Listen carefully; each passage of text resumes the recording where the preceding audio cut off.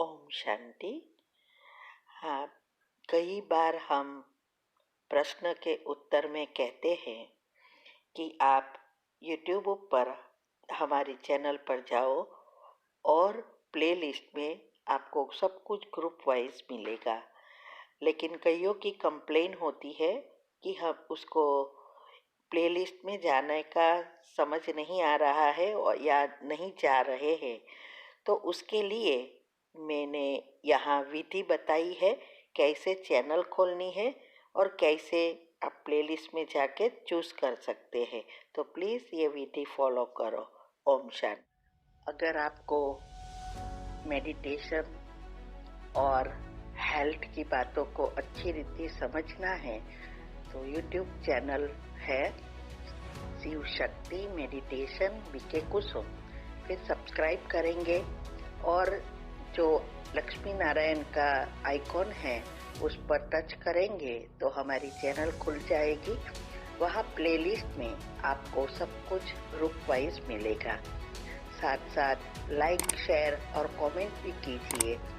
इससे आपका दुआ का खाता बढ़ेगा, बुद्धि का ताला खुलेगा और आप जल्दी जल्दी आगे बढ़ सकोगे। ओम शांति।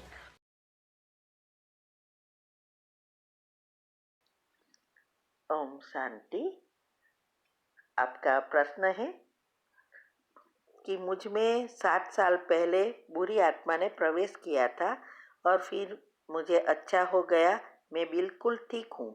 कभी भी वो बातें ध्यान में नहीं लाती कि मुझ में बुरी आत्मा आई थी, पर पता नहीं क्यों मुझे सपने में लगातार दिखता है कि ये बुरी आत्मा प्रवेश है। नींद खुलने के बाद मुझे राहत मिलती है। मुझे ऐसा क्यों दिखाई देता है बार बार?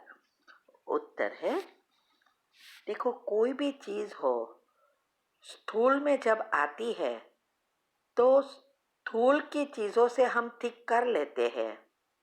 जैसे कि बीमारी आई तो दवाई से ठीक हो जाती है, और कभी ऐसी चीजें होती है तो हम कोई ना कोई उपाय करके उसको निकालते हैं, या कोई प्रॉब्लम आया है तो वहाँ भी सॉल्यूशन कर लेते हैं। लेकिन सूक्ष्म शरीर और कारण शरीर से नहीं निकलता है, और इसीलिए सूक्ष्म में वो पड़ा है। तो क्या होता है, जब भी हम ऐसी नेगेटिव बातें देखते हैं, सुनते हैं, नेगेटिव का अर्थ ये नहीं कि भूत की ही चीजें होगी, कोई भी दुनियावी चीजें जो इस प्रकृति से बनी है उस चीजों में हम ज्यादा इन्वॉल्व है। जैसे टीवी देखना, सीरियल देखना, व्हाट्सएप पर मैसेजेस चेक करना, ये सब व्यर्थ, सब नेगेटिव एनर्जी है। तो इससे कई बार वो खींच के आ जाती है। कौन सी चिंतन कितना चलता है उस अनुसार, और वो हर एक फाइल फिर से रात को जब हम सोने जाते हैं और मन शांत होता है तो वो फाइलें फिर से रिसेट होती है। हमारे अंदर सारी ऑफिस रिसेट होती है रात को, और इस समय कई बार हम थीटा में से अल्फा स्टेज में आ जाते हैं तो हमें दिखाई देते हैं स्वप्न के रूप में। और कभी कभी थीटा भी छिचरी है, माना ऊपर के लेवल की है, तो भी दिखाई देता है। तो इसके लिए ही जरूरी है कि उस आत्मा को मूल से निकालने के लिए उसको सकाश दो।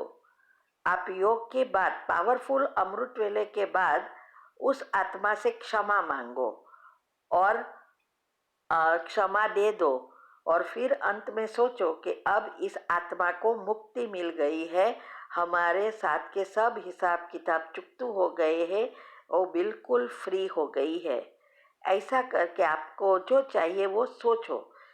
तो क्योंकि मैंने बताया कि स्थूल शरीर ये स्थूल चीजों से खत्म होता है, सूक्ष्म शरीर दुआओं से खत्म होता है, और कारण शरीर डिवाइन लाइट से, बाबा की एनर्जी से ही खत्म होता है। और वो जब तक विलीन ना होवे तब तक कहाँ ना कहाँ दिखाई देता है। क्योंकि कोई भी चीज बाहर आती है तो जैसे मैंने कई बार बताया कि एक एक चीज जो भी हम सोचते हैं देखते हैं वो 10,000वां भाग, ये जो हमारा बाल की पॉइंट है उससे भी 10,000वां भाग होकर एनर्जी के रूप में रहता है। और जब वो बाहर आता है तो भयंकर रूप में बड़ा होता है, तभी आता है। तो फिर से उसको समेटना होता है। इसको ही हम बाबा कहते हैं योग से हमारे हिसाब किताब चुकतू करो। तो हम यही अभी कर रहे हैं। अभी सेमिनार भी जो चल रहा है फ्राइडे को, परसों है, इसके पर ही है कि कैसे हमारे संचित कर्म बनते हैं, कैसे हम उसको भस्म करते हैं साइंटिफिक रीति से, और कैसे ये विलीन होते हैं ईथर तत्व में। एनर्जी डिस्ट्रॉय कभी भी नहीं होती, लेकिन वो मर्ज होती है। जैसे अभी सतयुग का सब पार्ट मर्ज है, ऐसे ही हम जब योग करते हैं और इसको खत्म करते हैं हिसाब किताब, तो वो फिर से मर्ज होती जाती है और हमारा सतयुग का पार्ट बाहर आना शुरू होते हैं। इसीलिए आपको पावरफुल योग से रोज उसको सकाश देनी है। जब भी दिन भर में भी ऐसे विचार आए, 3 बार तुरंत कैंसल करके उसका पॉजिटिव भरो, तो वो मिल से निकलेगी। भले वो सपने में दिखाई दे, लेकिन उसका चिंतन नहीं चलना चाहिए। ठीक है। ओम शांति। ओम शांति। आपका प्रश्न है, आज मुरली में आया कि भारत अविनाशी खंड है, इसका कभी विनाश नहीं होता। ये समझना है कि क्या भारत रहेगा विनाश के समय? उत्तर है, देखो, भारत अविनाशी खंड का अर्थ ये नहीं कि उसका विनाश नहीं होगा, ऐसा नहीं है। विनाश तो सारे विश्व की सभी चीजों का होना है, लेकिन भारत अविनाशी इसीलिए कि भारत में ऐसी चीजें नहीं होगी जिससे वहां रहने लायक ना रहे। बाकी के सभी जगह पर इतनी उथल पाथल होगी, बॉम्ब पड़ेंगे, सब कुछ होगा, तो पहाड़ वगैरह सब अलग हो जाएंगे, जमीन भी ऐसी होगी जो कुछ रह नहीं सकेंगे।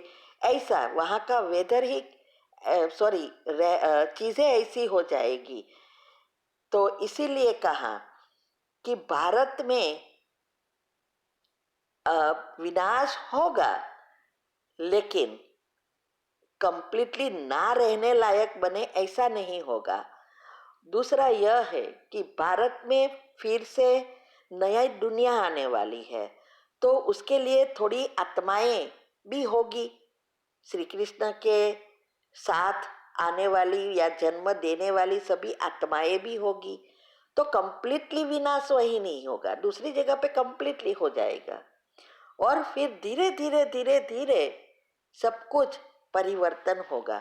तो अविनाशी का अर्थ यही है कि भारत चारों युगों में 5,000 साल में कभी भी ऐसा नहीं होता कि जहाँ कोई पॉपुलेशन में ना व्यक्ति ना रहे, क्योंकि वो भारत भगवान का जन्म प्लेस माना अवतरण करने का जगह है और कार्य भी भारत पर ही है। इससे सारे विश्व को फायदा होता है, सभी आत्माओं को फायदा होता है, क्योंकि जब भी वो नए सर से नीचे आएंगे तो कंप्लीटली सुख भोगेंगे।